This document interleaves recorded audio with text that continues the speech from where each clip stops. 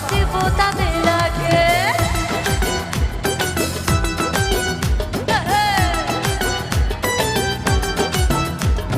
তোমার আমার উন্নতিতে কষ্ট যাদের লাগে, মুখের ওপর কাজেই জবাব দেব তাদের আগে।